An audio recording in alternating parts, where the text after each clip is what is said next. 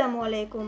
আমাদের সমাজে একটি কথা প্রায় শোনা যায়, মুসলিমরা কাউকে অঙ্গদান করতে পারবে না, কারণ ইসলামে এটি হারাম। এবং এই নিয়ে মুসলিমদেরকে অনেক কটাক্ষ এবং অপমান করা হয়। আজ আমরা এই বিষয়ে কথা বলবো। সত্যিই কি মুসলিমরা কাউকে অঙ্গদান করতে পারবে না? অঙ্গদান করতে পারলেও তারা কি কোনো অমুসলিমকে অঙ্গদান করতে পারবে? আজকে আমরা এই কঠিন বিষয়টিকে সহজভাবে বোঝার চেষ্টা করব। ইসলাম মূলত জীবন বাঁচানোকে সর্বোচ্চ গুরুত্ব দেয়। পবিত্র কুরআনে বলা হয়েছে, যে ব্যক্তি একজনের প্রাণ রক্ষা করলো, সে যেন পুরো মানব জাতির প্রাণ রক্ষা করলো। এখানে একজন বলতে কোনো নির্দিষ্ট ধর্মের কথা বলা হয়নি।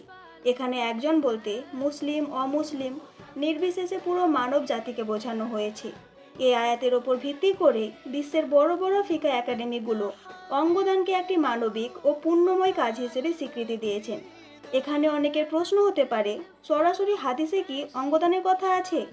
মনে রাখবেন, সরাসরি নাম না থাকলেও ইসলামের একটি শক্তিশালী আইনি মূলনীতি আছে, যেখানে বলা হয়েছে চরম প্রয়োজনে নিষিদ্ধ বিষয়ও বৈধ হয়ে যায়। এই নীতিটি এসেছে সূরা আল বাকারার 173 নম্বর আয়াত থেকে, যেখানে আল্লাহ বলেছেন, প্রাণ বাঁচাতে যদি কেউ নিরুপায় হয়, তবে তার জন্য হারাম খাদ্য গ্রহণ করাও গুনাহের কাজ নয়। ঠিক একইভাবে একজন মানুষের প্রাণ বাঁচাতে অঙ্গদানকেও আলেমগণ জায়েজ বলেছেন। পাশাপাশি নবীজি বলেছেন, প্রতিটি সজীব প্রাণীর সেবা বা উপকারের জন্য সওয়াব রয়েছে। আলহামদুলিল্লাহ।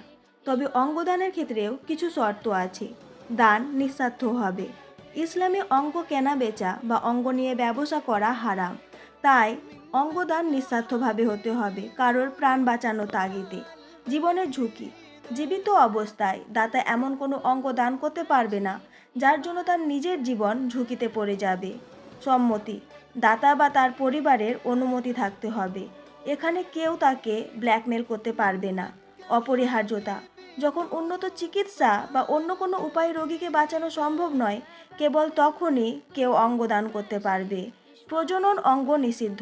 বংশগতি রক্ষা করার জন্য কোনো অঙ্গ দান করা ইসলামে কঠোরভাবে নিষিদ্ধ। মনে রাখবেন, মানবতার কল্যাণে এবং জীবন বাঁচানোর উদ্দেশ্যে অঙ্গদান করা একটা সাদকায়ে জারিয়া। আপনি চাইলে নিজের অঙ্গ দান করতে পারেন নিঃস্বার্থভাবে।